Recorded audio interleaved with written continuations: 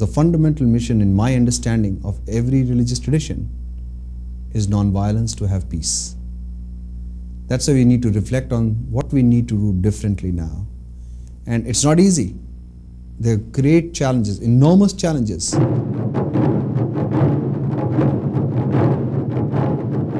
In the 60 years of my lifetime, the human population has tripled from 2 to 6 billion. And the explosion of technology makes it easily possible with the push of a button that you can destroy all human life and maybe all life on the planet.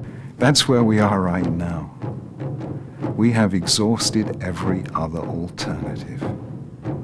The stakes now are too high.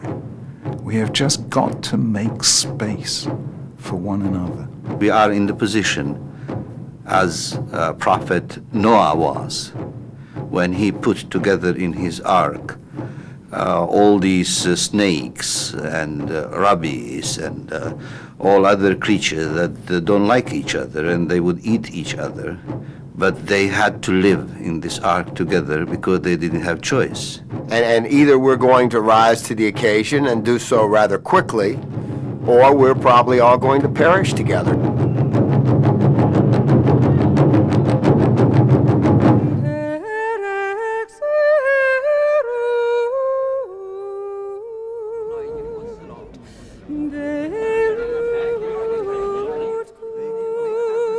I am from a place just northeast of New York City, in Greenland.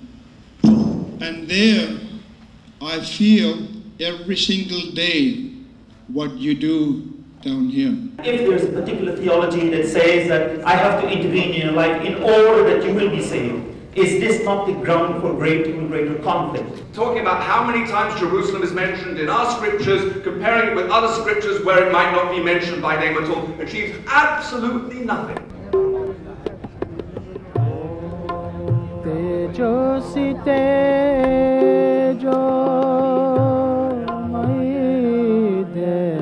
We have entered a new millennium. There have been a number of initiatives, new initiatives. The world is changing. We're living in a global community. The internet has changed communications. People can feel bonded to people across the earth now in ways that they couldn't have before. So something is happening, definitely. Just imagine after all these years, the range of the summit to take place, it's the greatest miracle that we could ever have expected that this should happen in the United Nations.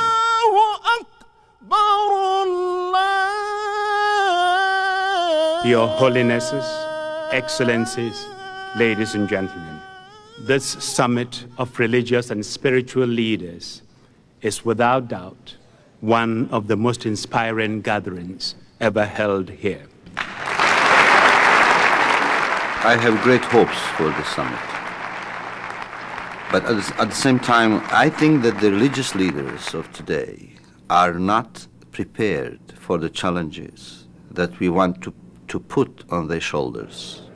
The religious leaders must come out and be courageous. They must speak out.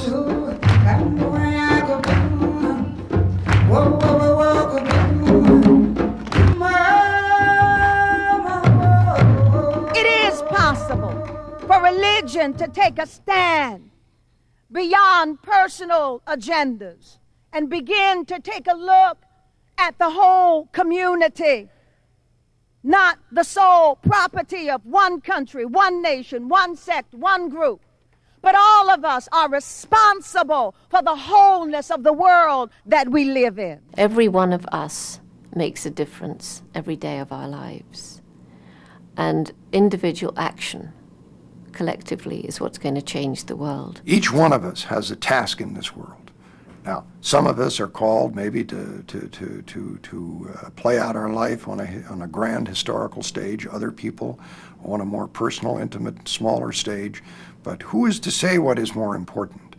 What is important is for each of us to meet those challenges that are right in front of us. Don't expect that every problem of the world will be solved with the gathering of these religious leaders at the UN for the first time. This is the beginning of an initiative, a beginning of a process. Excellency, this is the commitment to global peace that we've been working on for the last 16, 18 months.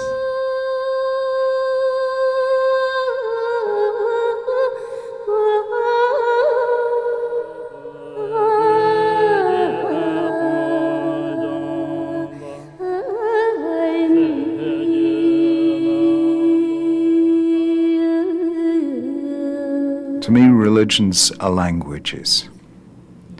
And each of us has a language in which God speaks to us. So, Judaism is the language in which God speaks to Jews. Islam is the language in which God speaks to Muslims. There is a meeting of human hearts, whether the prayer was a Shinto prayer, or it was an Inca prayer, or it is a Sanskrit prayer, or some prayer in Hebrew. Prayer is a prayer. There's oneness in all religion. That is the same God. Whatever name we call him, is the creator of all of us. We're now talking about religious pluralism. What do our religious leaders in the Buddhist tradition, in the Jewish tradition, in the Christian tradition, in the Hindu tradition, in the Sikh, in the Shinto, what collectively can they bring to our vision moving forward? How can they collectively provide a vision for the human community? They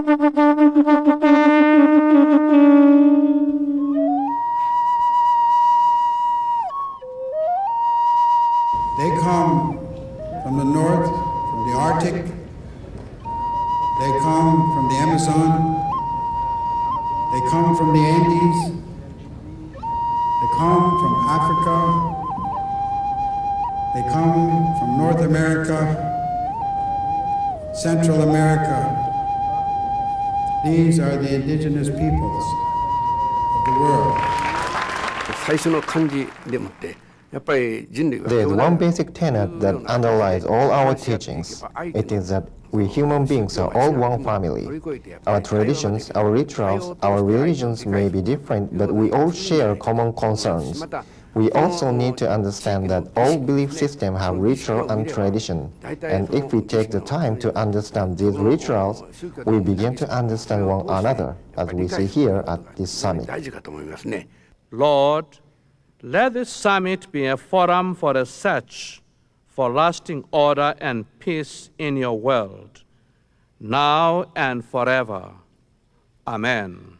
Diversity and variety can be a source of strength in the spiritual realm as it is in the physical world. To see how we can carve out a future in which we all can coexist peacefully and in harmony with one another. Hands together, shoulders together, one to the other, to bring this expected vision of peace in reality very soon in our days. Interdependence is a fact. We need one another at the level of individuals, professions, provinces, states, countries, and cultures. And that's the reason why this meeting is so important. They all of a sudden they come together with other people who exercise authority over that species, and they all of a sudden they hear some of their leaders, their own leaders, talk about forgiveness and reconciliation. For example, the man yesterday who said, as in Islam, I apologize to all of the people who have been offended by the actions or the words of something my brothers of Islam have said. I apologize. That kind of humility and that kind of dignity in saying that was so healing for so many people in the room. My name is Gabriel Mayer. I live in Israel. I'm Israeli Jewish, and I'm with the Palestinian delegation with Sheikh Abu Saleh from Palestine. So I'm part of the new generation that is working in a different way for peace. Photographs are being made here, big photographs. Television is going made. And people are going to look at it. In 5 years, in 40 years, we are going to be in that picture. I want our children